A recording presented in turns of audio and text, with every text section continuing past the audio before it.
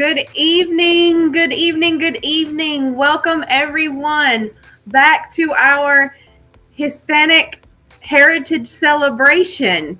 We're so happy you're able to join us this evening for our next live event in our series that we started back in September and going every Monday at 6:30 p.m. through November the 1st.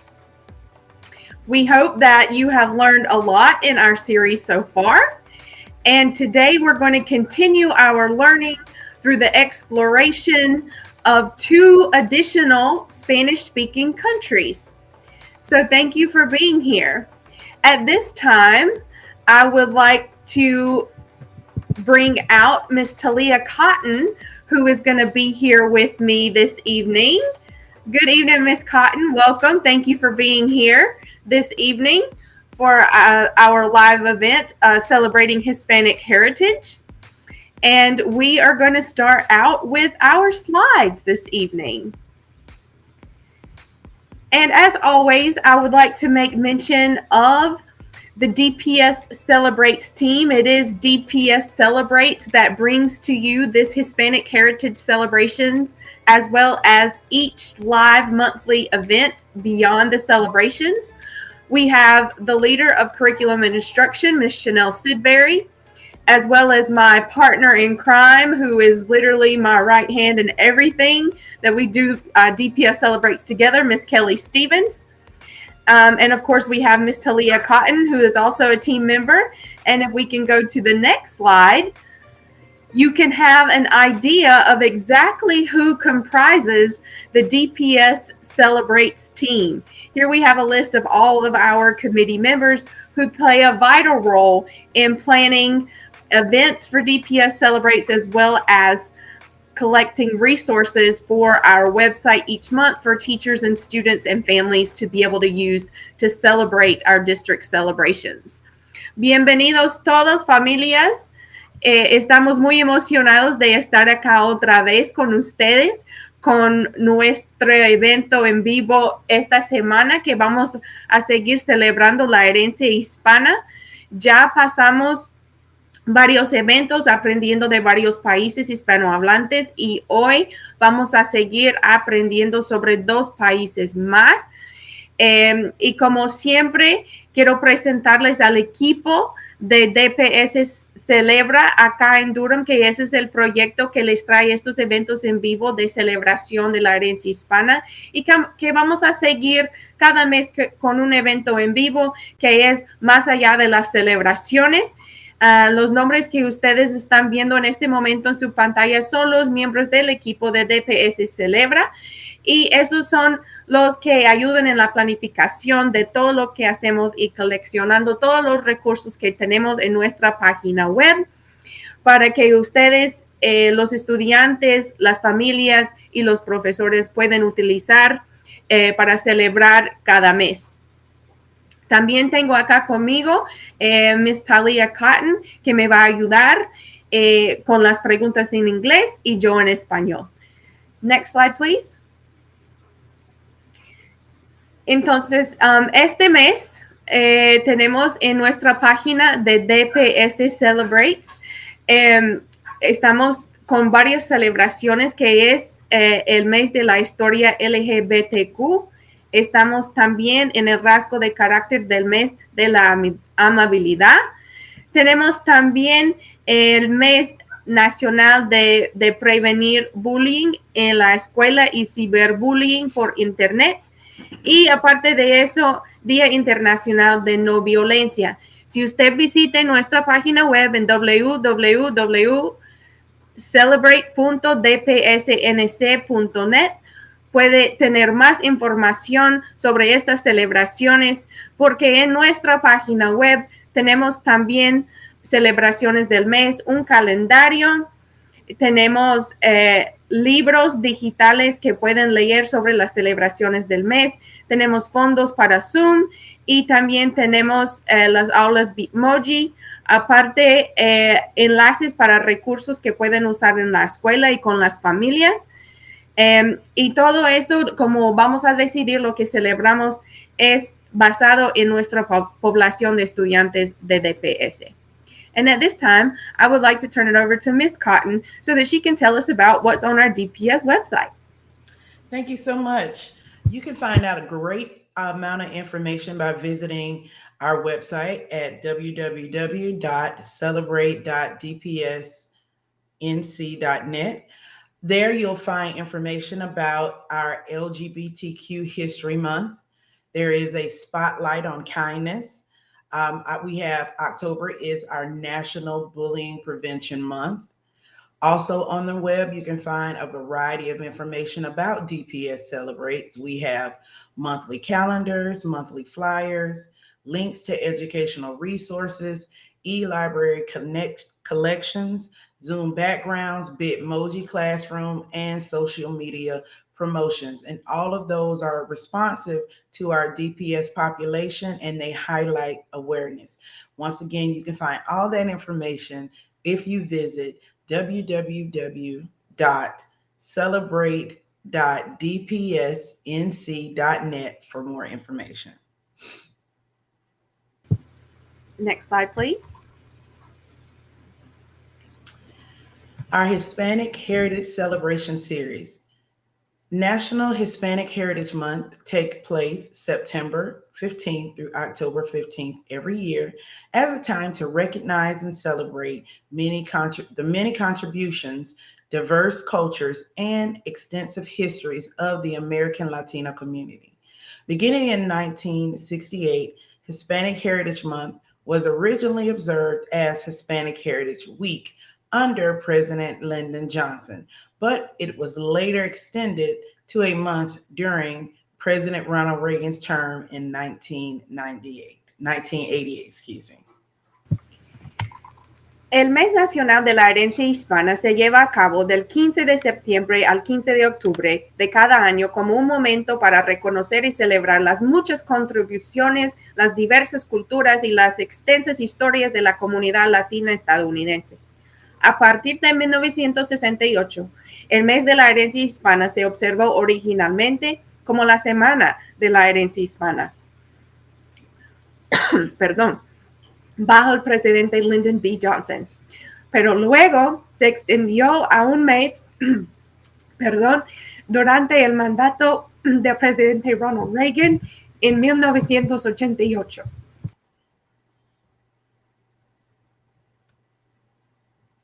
Next slide. Why Hispanic Heritage Celebration instead of Hispanic Heritage Month? Learning about Hispanic heritage should extend beyond September 15th through October 15th. That has been nationally designated as Hispanic Heritage Month. Providing culturally diverse perspectives is our commitment to historically inclusive education for our students and community year long. Celebrating Hispanic heritage cannot be contained just during September 15th through October 15th each year. Hispanic heritage is our heritage and our history. Join DPS Celebrate events throughout September and October to learn about our Spanish-speaking world from Native people from various Spanish-speaking countries around the world. Next slide, please. ¿Por qué la celebración de la herencia hispana en lugar del mes de la herencia hispana? El aprendizaje sobre la herencia hispana debe de extender más allá del 15 de septiembre a 15 de octubre, que ha sido designado como Mes Nacional de la Herencia Hispana. Proporcionar perspectivas culturalmente diversas es nuestro compromiso en la educación históricamente inclusiva para nuestros estudiantes y la comunidad durante todo el año. La celebración de la herencia hispana no se puede contener solo del 15 de septiembre al 15 de octubre de cada año. La herencia hispana es nuestra herencia, nuestra historia. Únase a los eventos de DPS celebra durante septiembre y octubre para aprender sobre nuestro mundo de habla hispana de personas nativas de varios países de habla hispana alrededor del mundo. Next slide, please. Okay, so today's featured countries are Argentina and Venezuela. So as you can see here from the maps, that Argentina is a country in South America. It's toward the south of South America and is bordered all along the side by Chile. And Venezuela is also in South America. However, Venezuela is at the northern part of South America. Entonces, esta noche vamos a hablar sobre dos países hispanohablantes que son Argentina y Venezuela. Aquí tenemos los mapas de ambos países. A la izquierda tenemos el país de Argentina, que está en América del Sur y está en la parte sur de América del Sur, y tiene a su frontera izquierda el país de Chile. También tenemos el país de Venezuela, que también está en América del Sur, pero Venezuela está en la parte del norte de América del Sur. Next slide, please. So we also have celebrating Argentina and Venezuela this evening, their respective flags. On the left, the blue and white flag with the big, what looks like sun in the middle, is Argentina's flag. And on the right-hand side, we also have a striped flag, but we see the colors of yellow or goldish yellow, blue, and red with the white stars in the middle. And that is the flag of Venezuela. Entonces, también tenemos las banderas de ambos países esta noche. A la izquierda, en azul con blanco con el sol en medio, es la bandera de Argentina. Y a la derecha tenemos la bandera de Venezuela, que es tricolor de amarillo, azul y rojo con estrellas blancas en medio. And we can tell that just like the U.S. flag, the stripes on these two flags are also horizontal. So that's a neat comparison. And if you notice that Venezuela's flag has two, or actually three colors, or that our flag has, which is the red, white, and blue, they just have an extra color, which is yellow. And Argentina also has blue and white. Notice that it is a different color of blue, however. It's not the same color of blue as the U.S. flag. Entonces, para comparar un poquito esas dos banderas de esos dos países a la bandera estadounidense, los rayos son verticales, igual como la bandera de Estados Unidos. Aparte, la bandera de Argentina tiene azul y blanco, pero el azul de Argentina es un poco más claro que el azul que tenemos en la bandera de los Estados Unidos. Aparte, la bandera de Venezuela tiene los tres colores, igual que los Estados Unidos, pero tiene un color extra, otro color que es el amarillo. Next slide, please. So to share just a couple of national symbols, not all of them are listed, but just a couple. From Argentina, we have this bird right that you see on the left that is called el hornero. And we have this beautiful red flower that comes from a tree called el ceibo. And so those are two national symbols of the country of Argentina. Entonces tenemos unos símbolos nacionales, que tenemos el pájaro, que se llama el hornero, y la flor roja que ven, que es parte de un árbol, que se llama el ceibo. Next slide, please. And also, to share a couple of national symbols from Venezuela, we have a bird from Venezuela that is called el turpial, beautiful yellow, black, and white. And we have a flower, which is la orquídea. In English, of course, we call that an orchid. Entonces, para compartirles un par de símbolos nacionales de Venezuela también, tenemos igual un pájaro, pero este pájaro, claro que se ve diferente, y se llama el turpial. Y también tenemos la flor, que es símbolo nacional de Venezuela, que es la orquídea. Next slide, please. And so this evening, I have the great pleasure of presenting our two guests. From Argentina, we have Miss Laura Aguirre, and from Venezuela, we have Miss Laura Frantzis. And so we have Laura y Laura here with us this evening. Welcome, bienvenidas. We're so glad to have you both. Thank you very much. And look how beautiful they are. Each one has on their shirt representing their country, and they have their flags in the background. So beautiful. Bienvenidas. Y estamos muy contentos de tenerlos acá con nosotros esta noche. Les presento la señora Laura Aguirre de Argentina y la señora Laura Frantzis de Venezuela, representando sus países con sus camisas y con sus banderas al fondo. Bienvenidas, muchachas bellas. Gracias. Gracias por la oportunidad. De nada. And so at this time, I am going to turn the floor over to Miss Cotton, and she is going to start with our questions. And as we go through, we do have some photos to show. So when we get ready to talk about those, can we pop the slides up, please? And if we can get started with the first question. Hello, ladies. How are you today? So we'll start with our questions. I'm going to have a couple Spanish words in there, so bear with me. My heart is in the right place.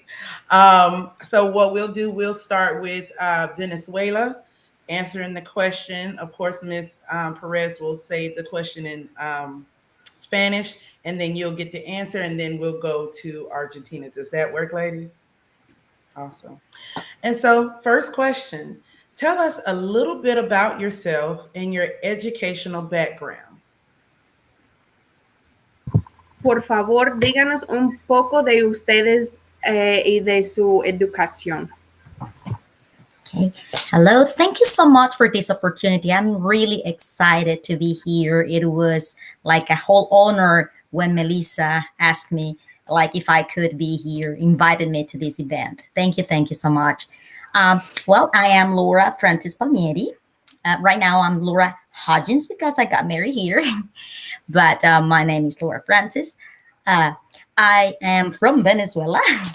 And I study education there. I graduated to become an English teacher or a language teacher. Then I study a specialization in linguistics and I did a master degree in curriculum development. I have been working here in the United States for 6 years. Well, this is my 6th year right now. And I was working at elementary school at Durham first, and now I am in Wake County. So, yo soy Laura Marina Frantzis Palmieri. Antes era Laura, ahora soy Laura Hodgins porque me casé. Soy de Venezuela.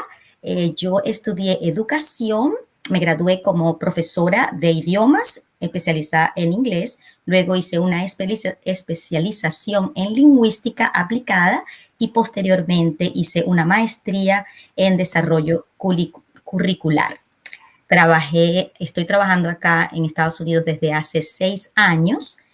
Trabajé en la escuela primaria, en Durham por 5 años y ahorita estoy en Wake County, en el condado de Wake.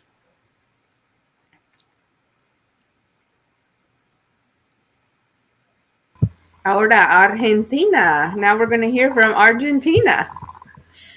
Okay, thank you very much. Thank you, Melissa.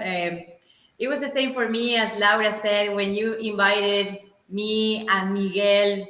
We were very excited because, we are ambassadors here. So a way to show our country is just fantastic for us. And since we just arrived, so we are very, very excited. So thank you very much to the whole DPS Celebrate team. Well, my name is Laura Aguirre. I moved here 4 months ago, and I am a Spanish teacher at Holt Elementary. Well, my principal said that she was going to watch me, so probably she's there watching. And I am very, very happy just to be here and going through this whole experience, even though it is difficult, moved from another country and in this time that is very special. But I'm enjoying, and I'm really, really happy. I had the opportunity to work as an assistant teacher a couple of years ago in Dublin as well. So I'm collecting, these experiences, and I just love it. And it makes my life just very, very happy, because then you have a lot to give to your students, Well, mi nombre es Laura Aguirre, me mudé hace 4 meses, estoy muy feliz de ser parte de la familia de Holt. A pesar de que ha sido un año, sigue siendo un año atípico y es un año difícil, pero estoy disfrutando de esta experiencia realmente. Ha llegado como una bendición para mi vida.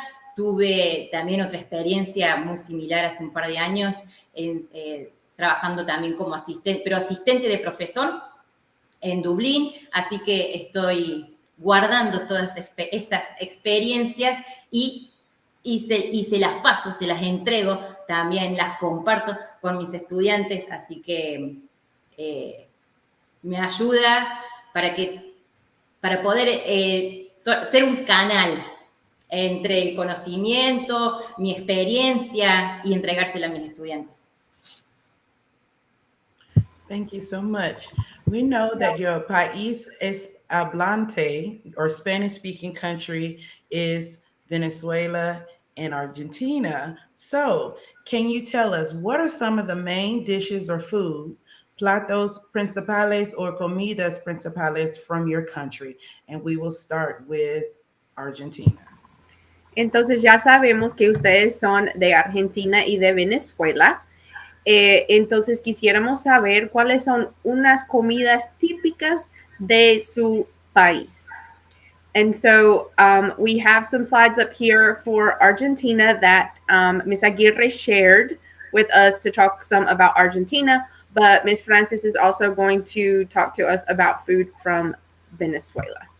Entonces tenemos unas fotos acá que nos compartió Ms. Aguirre de comidas típicas de Argentina, y también Ms. Frantzis también nos va a compartir comidas de Venezuela. Okay. Well, for me, it was difficult to just watch and look at these pictures and just say, oh, I would like this, and I would like this. I would like to try this again. Well, here we have asado, that is Argentinian barbecue. We have locro, that is stew, a very popular stew that we always, a tradition. We always have that for national holidays. And also empanadas. They are a must in every party that you go. You have empanadas, and empanadas, they have a crust, and inside the crust you have minced meat and vegetables, and it depends also in the part where you are from Argentina, because they have different. For example, you can have savory empanadas or sweet empanadas, and bigger ones, smaller ones, different sizes and different fillings, and they're just amazing. And we have a very sweet teeth as well, because our breakfasts are very sweet. We have these wonderful pastries, which are facturas. Oh, we love them. Facturas, and we also have dulce de leche, which is kind of a caramel that sometimes, we open the factura and put dulce de leche inside, so to make it even sweeter. Yes. And something that if you go to Argentina, if you meet an Argentina, then mate. You have always something with mates. Mate is just very typical. It's very traditional in Argentina. You see, an Argentinian is always like this, and here. We have, yes. Um, this is yerba. Oh, here is the camera. This is yerba that we pour inside here in this little pot that has a straw. And well, I put some peppermint to give it more of a flavor. And also you add sugar or or any sweetener that you have at home, and hot water.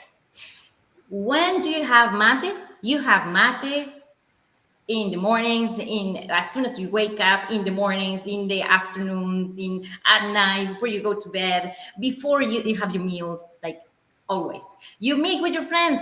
What are you gonna have? Mate. You have mate, yes. And before COVID, um, we used to just you pour the hot water, right? And then you finish it, and then you clean the straw, and then you pour hot water again, and you pass it to somebody else. It can be just a person around you, like your family member, friend, or even a person that you don't know. It's something that we have, like us Argentinians, we're very friendly people, and we can just, I don't know, 5 people, six people just drinking over just one mate. Ok, bien. Anoche, cuando estaba buscando las fotos que veía de la comida típica de Argentina, yo decía, oh, cómo me gustaría comer asado de nuevo, locro, que es algo súper típico que siempre, pero siempre almorzamos en las fechas patrias. No puede faltar un buen locro. Empanadas, las empanadas también, un plato muy típico que se rellena con carne molida y con diferentes verduras, y además depende del lugar donde estás en Argentina, puede estar en el norte o en el sur o en el medio de Argentina, entonces pueden ser empanadas dulces, empanadas árabes, empanadas saladas, empanadas de Salta, que son riquísimas. Y también es un comodín estar en cada fiesta, en cada evento. Perdón por eso, I thought, sabía que me iba a pasar, I knew that was coming, but I tried. Okay, and we also have, y también tenemos las riquísimas facturas en nuestros desayunos, o una facturita aunque sea, y que muchas veces las rellenamos con dulce de leche. Sí, conozco varias personas que hacen eso, que las rellenamos con dulce de leche. Y por supuesto, algo que no puede faltarle a ningún argentino es un buen mate. Entonces tenemos el recipiente, tenemos las bombillas, le ponemos yerba, le ponemos azúcar o algún edulcorante, agua caliente y listo para compartir. Gracias. And Venezuela? Oh, thank you so much. I'm sorry I do not have a slide to present, and I would like to say something that I forgot in my previous questions. I was also part of Holt. I missed that school a lot. I missed Durham Public Schools a lot. Well, we have a lot of typical dishes too. One of the main ones is a tradition. It's arepa. So we made arepas with harina pan. Arepa is also known in other countries as pupusas or gorditas. They have different names, but also the type of or the way you prepare it, it's a little different. So for us, arepas is just this flour that is cornmeal and water and a pinch of salt, and that's it. You made this dough, you made your ball, flatten it a little, and then put it on the grill. You can fry it too. I prefer it grilled, but some people say that fried it's more delicious. And you stuff it with whatever you want. That is like our bread.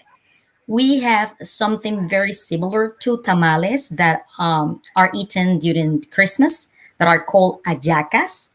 The preparation is quite similar, but what is inside, it has more meat, pork, meat, and chicken. The three type of meat. So beef, pork, and chicken. And it has vegetables, raisins, and we put some decorations. and then we close it on a banana plant leaf, and we boil it, and that is delicious too. Cachapas is another dish that is made with corn, but is the whole corn that you cut the grains, and then you grate it, and put some sugar and milk, and then you made like a pancake. But it's really really good. It is like cornbread, but another style. Another typical dish from our country that is the traditional one is called pabellon, no Papa John's, pabellon, and it is very similar to bandeja paisa from Colombia. It has white rice, black beans, shredded beef, and fried ripe plantain. Some people add slices of avocado or a fried egg too. And it's the typical dish from our country, the arepa and the pabellon. Those are if you look it up in the internet, that's the first thing that is gonna pop. Arepa is like the bread. We eat it in the morning as breakfast. It's part of the lunch, and it's part of dinner too, or as during the weekends, and is the easiest thing to prepare, and very versatile, very like you can combine it with a lot of things. Not sweet. Well, there are arepas that are sweet too, that are fried. So, nosotros, me disculpo por no tener los dibujos o las imágenes de la comida. Quería mencionar que yo también era parte de Durham Public School, que la extraño muchísimo, era parte de Holt. Disfruté mis 5 años allí, un montón. Nosotros en Venezuela, nuestra comida típica número 1 es la arepa, que se prepara con harina pan, que en otros países también le llaman gorditas, pupusas, pero su estilo de preparación puede ser un poquito diferente. Nosotros comemos hallacas, que son similares a los tamales, pero tienen otro relleno, muchos ingredientes, tiene cochino, carne de res, tiene pollo, vegetales, y le ponemos adornitos como el tomate no, el pimentón, pimentón y pasitas. Y la cerramos y la envolvemos en una hoja de plátano. Nosotros, nuestro plato típico del país, que si ustedes lo buscan en Google, va a aparecer de inmediato, es la arepa y el pabellón. Pabellón se parece a la bandeja paisa de Colombia y tiene arroz blanco, caraotas negras, frijoles negros. Yo le llamo caraotas, eso es solamente en mi país, en Venezuela, lo que le llamamos frijoles negros. El arroz, la carne mechada y las tajadas, que es el plátano maduro frito. Algunas personas le agregan un huevo frito o rebanadas de aguacate.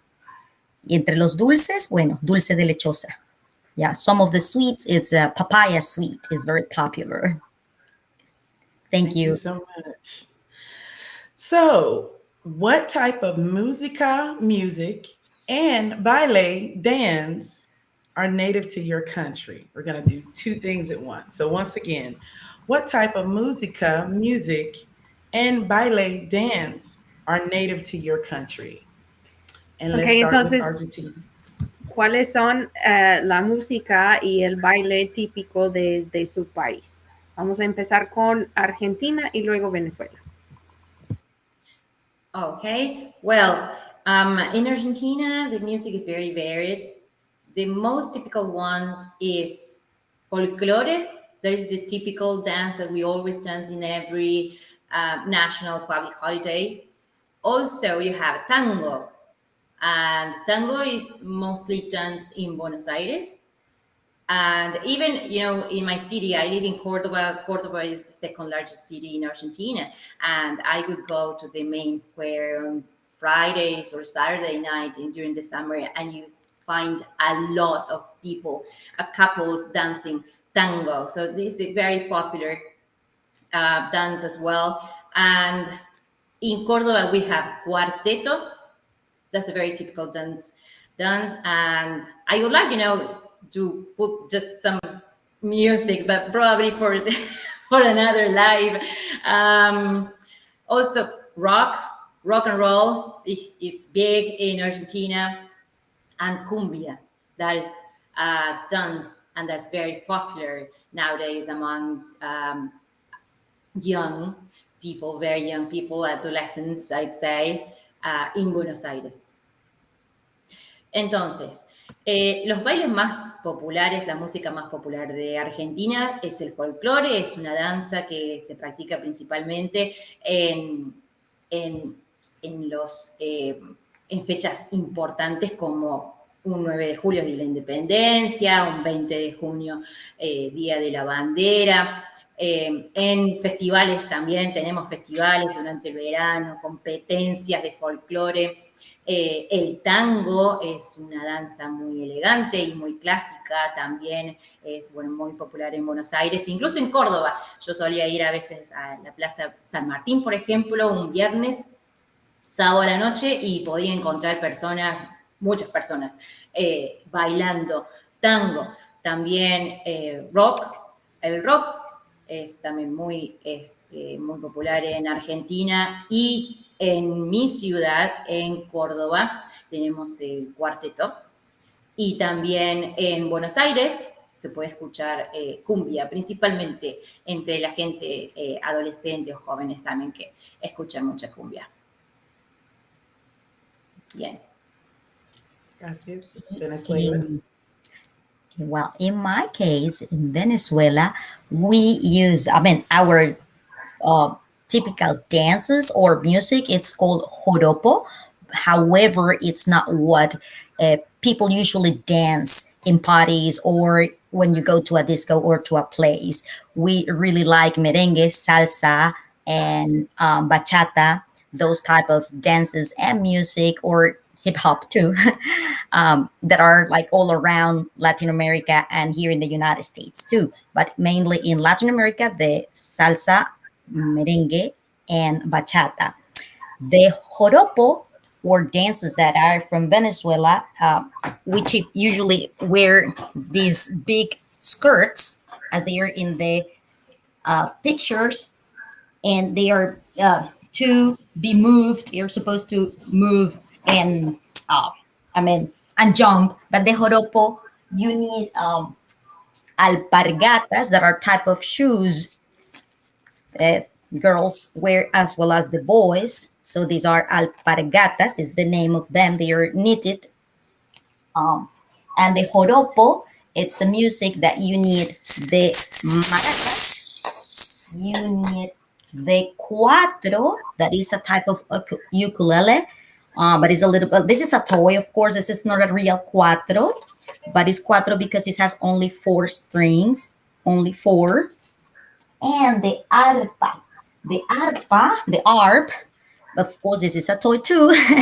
So those are the 3 main instruments that you listen to when you listen to joropo. And violin is also part of joropo.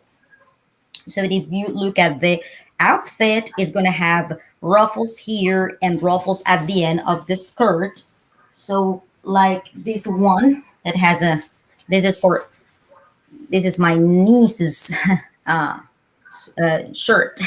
It was hers when she was little. So it has ruffles. And they can be very short too. And they have to move their feet very quickly when they joropo. But the big skirts are for the dances that are like type of choreographies. And they move them very nicely and smoothly. It's really pretty. I was trying to learn some and teach them to my students at Holt. Bueno, nosotros tenemos el baile típico o la música típica es el joropo, pero no quiere decir que lo bailemos en realidad.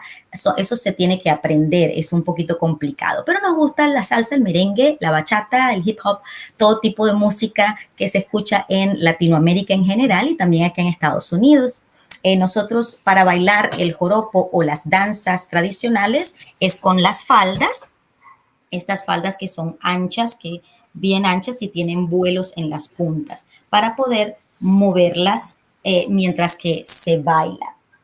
Se utiliza el cuatro, las maracas sí, el arpa para el joropo, que es del llano, el joropo. Es una música muy alegre y siempre tiene una historia. Eso sí, es como un cuentacuentos. I forgot to mention that part in English, that joropo, it's usually like a story. So it's not like only one part that is repeated several times, but it's a whole story. There is one that is about a horse that the singer never repeats the same phrase from beginning to the end, and the song is about 6 minutes, but it's the whole story of his horse that died because of lightning, and it's very very pretty, the song, although it's a little sad because the horse died. Gracias. Thank you so much. So, what productos, servicios, products or services make your economía thrive? Your economy thrive. ¿Vamos conmigo o con? Bueno, en Venezuela, our main product nowadays is the oil. Okay, petroleum is the number one. It has been for a while, although in the past we were agricultures and we really produce very, very good cacao and coffee, like the chocolate and coffee. But nowadays is mainly oil. Nosotros el producto principal es el petróleo, aunque anteriormente éramos agricultores también y producíamos un cacao buenísimo, chocolate y el café. Y también otros productos, por supuesto. Pero principalmente es el petróleo. Mainly the oil, although the situation that Venezuela is suffering right now, it has the largest reserve of oil in the world. But it's sad. Sí, tenemos la reserva de petróleo más grande del mundo. Argentina. Okay. Well, in Argentina nowadays, as always, I had to say, is the agricultural exportation. You have oil, soybean, wheat, meat. That's a wonderful one. And wine and motor cars. Bien, nosotros hemos sido siempre muy reconocidos por la exportación de aceites, de petróleo, de soja, de trigo, de carne, una de las mejores en el mundo, vinos y también de automóviles. Thank you. And what are the major atracciones turísticas, tourist attractions in your country? We'll start with Argentina. ¿Cuáles son perdón, las atracciones turísticas más populares en su país? Okay, we have, just to name a few, because Argentina is just so different from the north to the south. In the north is a more humid, dry country, whereas in the south, you get, for example, the glaciers are there. It's just so cold. It's very hot in the north and cold in the south. In the north, you have Iguazu waterfalls, for example. You have the hill of 7 colors, which are unique. And I was there and I observed that it is exactly as the pictures that you see in Google. You see the hill and the 7 layers of different colors. It's just beautiful. And in Cordoba is a more colonial style, and then Buenos Aires is more metropolitan, and our avenue, the avenue is the widest avenue 9 de Julio is the widest avenue in the world. You have like 12 lanes, so if you want to cross from one side to the other side, you have like, you can drink something, you can drink a mate and then cross to the other side of that avenue. And we have national parks like Perito Moreno Glacier, and the lake Nahuel Huapi, which is in the south, as well in Neuquén and Río Negro. Como pueden apreciar en las fotografías, bueno, Córdoba es una ciudad más colonial. También tiene muchos valles, pequeñas montañas, y muchos ríos.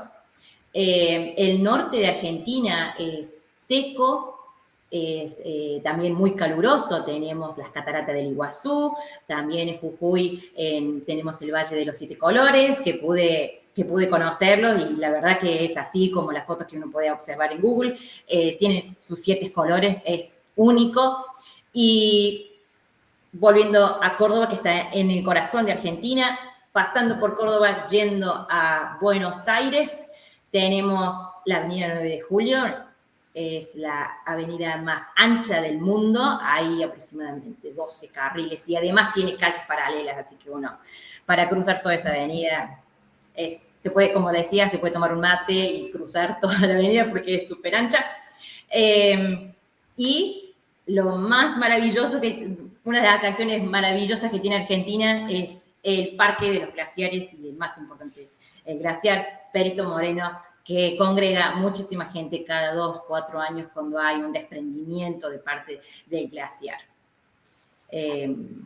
Y el lago Nahuel Huapi, que está en Neuquén y Río Negro, que el escenario es maravilloso. Deja sin aliento totalmente. Thank you. And Venezuela. Thank you, thank you. Well, we have like the 4 seasons all year around. Like it doesn't matter what time you can go to snowy places or hot places or jungle or mountains or the beaches. But the main touristic places are all the beaches. It's difficult to choose one because the waters are all like transparent. Like you can see your feet even if the water is up to your chin.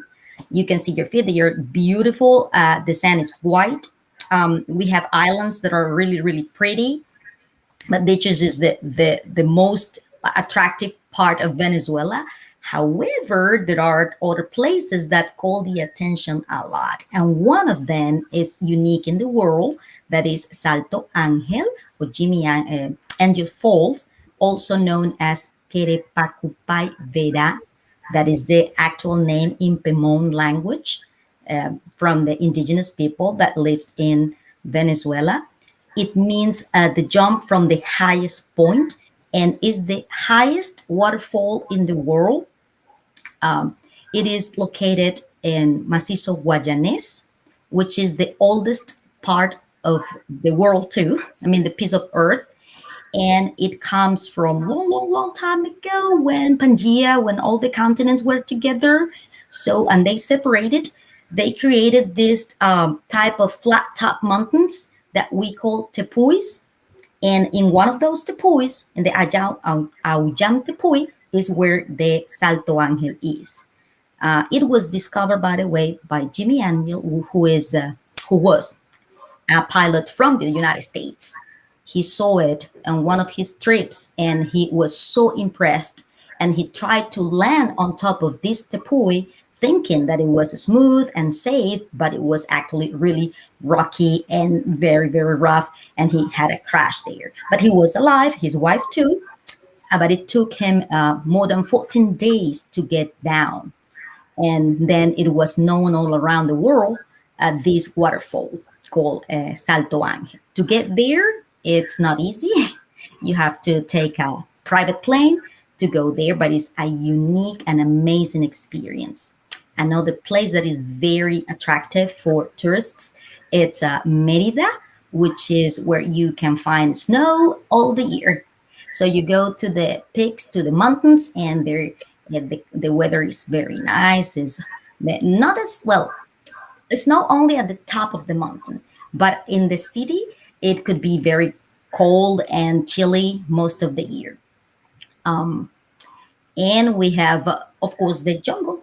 Amazon is also part of Venezuela, and Orinoco River and Amazon River is around there too. But it's not very popular for tourists because it's a little dangerous. But for adventurers, yes, it is. Bueno, mi país tiene las playas. Ese es su principal lugar turístico. Toda la costa venezolana, las playas son preciosas, las islas, unas aguas cristalinas, transparentes, que el agua no importa si nos llega a la quijada, que podemos ver nuestros pies, la arena blanca, y es tibia, no es fría ni es caliente, es un agua que es muy agradable. Pero el lugar que llama la atención en el mundo es el Salto Ángel, o Querepacupay Verá, que es el la cascada más alta del mundo, que está ubicada en el macizo guayanés, que es la parte también más antigua de la Tierra, ese pedazo de tierra que viene desde cuando los continentes estaban todos juntos y se separaron, crearon estas montañas con una superficie plana arriba o un tope plano que le llamamos tepuis. En uno de esos tepuis se encuentra el Salto Ángel. Y para ir allí no es muy fácil, hay que ir en una avioneta privada con, por supuesto, guías, pero es una experiencia única. También por eso tenemos las junglas, tenemos Mérida donde conseguimos nieve y unos pueblos pues preciosos. Y por supuesto la selva y los ríos tenemos. But of course we have a lot of other places, but just to mention a few of the most important ones are those. I was going to say that Up, the movie, was inspired on the Salto Ángel, where you see that they take the house up to that top flat mountain. That is the writers are the people that drew all those pictures. They went there and they stay at the top of that mountain the Tepuy, for some days camping there just to really catch the image of Salto Ángel and the surrounding that was so unique. Well, I thank you so much, ladies, for answering those questions and telling us so much about your lovely countries. I definitely want to visit. And I will turn it over to my compadre, Miss Melissa Perez, to close us out. Thank you, Miss Cotton. And thank you again, Laura and Laura, for being here with us this evening. We really appreciate it. So up next week, we have 2 more Spanish-speaking countries that we're going to learn about, España or Spain and Colombia, with Miss Esther Jurado and Ms. Maris Soriano. Please tune in next week, Monday, October 25th at 6:30 p.m. Entonces, muchísimas gracias por estar acá con nosotros, Laura y Laura. Gracias, Talia, por ayudarme esta noche.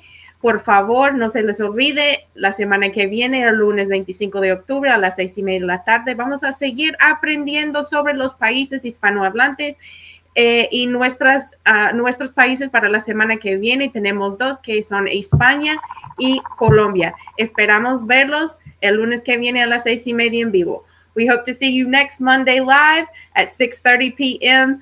to continue learning about our Spanish-speaking world. Thank you, everyone, and have a great evening.